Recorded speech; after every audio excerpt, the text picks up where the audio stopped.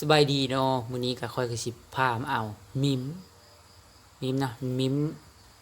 มื้อนั้นแหละที่ค่อยให้เบิ่งอยู่ในเฮือนมื้อนั้นแหละนี่ฮะอันนี้ค่อยอ่า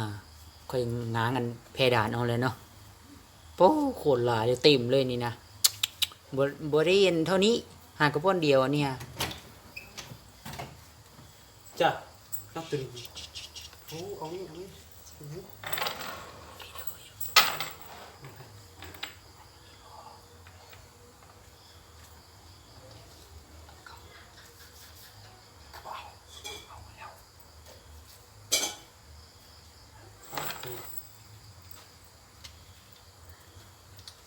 เขาที่รู้ว่าด้วยตัวนี้เจ้าเปียวให้ตะลับให้ตะลับตัวนี้คุยป่ะ ใช้ครีมแล้วเนาะบัดนี้โอ้หลายขนาดเต็มขนาดบนเดียวนี่หลายบนขนาดนี้อยู่นี่แน่อยู่อันนี้อยู่บนนี้โอ้ยเอาลูกอีกอ่ะจุงมันเนี้ยบักหลายๆนึง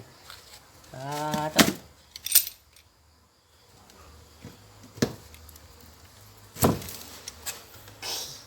บุญไผ่อูดสังเลย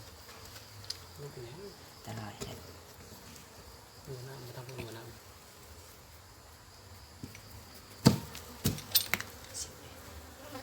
ยังต้อง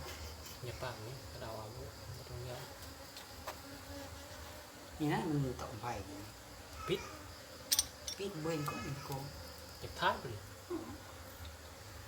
กำปั้นเอาแล้วสิเป็น อยู่นี่มีแค่ ปั้นเอาลูกไปเลย ยาวดีทุกคนป้าประมาณเกือบนะทางยาวเกือบ40แหละ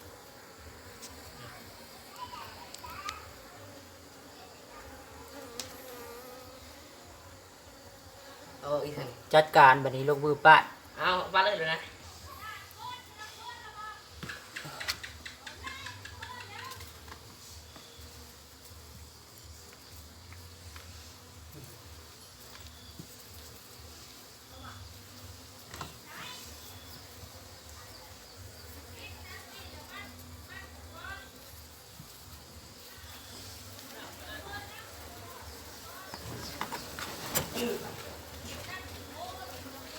สิแหละ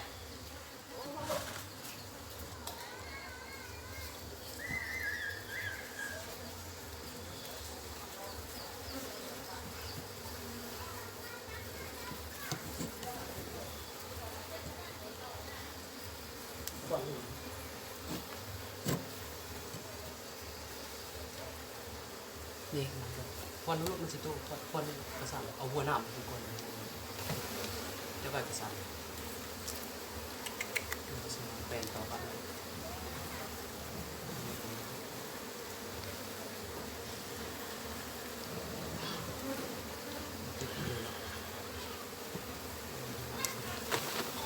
คัดเอาลูกมันคัด สุดแล้วสุดแล้วโอ้ มันกระซ้ำอุทิศอุทิศได้ใช่ไหมหัวหน้ามันจะได้เดี๋ยวนี้ปลาลูกก็ตัวน้อยยังมันมีหรอกบุญเฮียมันสิอยู่เบิ้ล สุดแล้ว ปลาลงตัวนี้เนาะบุ้ยมุดขั้นประจาน ไหลขาเลยมีอยู่แล้วหมดกัน เดี๋ยวนี้ไร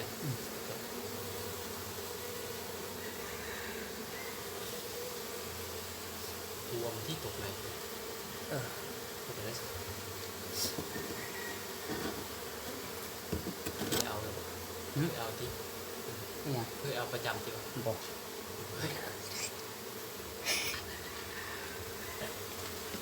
เราเองแบบ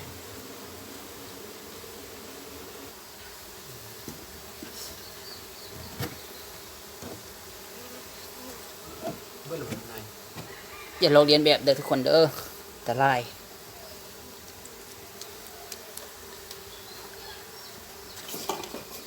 บนเบิดได้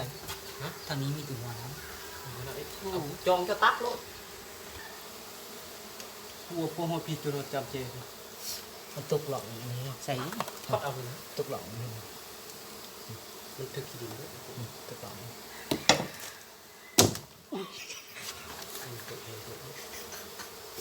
งะจะเป็นยังงะบ่ จับแล้วเบิ่นละบ่ ยังไงหัวข้างในนะบ่ จับไปคอยเด้หมู สู นี่ เห็ดอันนั้นน่ะสูลินน่ะตกเอาเลย ในผสมนี่เนาะผสมขวดเอาเด้อ พอเนาะ เอาเบิ้ลไหมมันชีดต่อแล้ว โอเคเนาะคลิปนี้ก็เนาะจบเพียงเท่านี้เนาะ ใจแค่คืน ถ้ามากก็อย่าลืมกดไลค์กดแชร์กดติดตามเนี่ยอย่าลืมกดกริ่งเด้อเพื่อสิบ่พลาด อย่าง คลิป ลบลาย ใหม่ ขวดเอาให้มัน มันยังลายยังหลัวเลย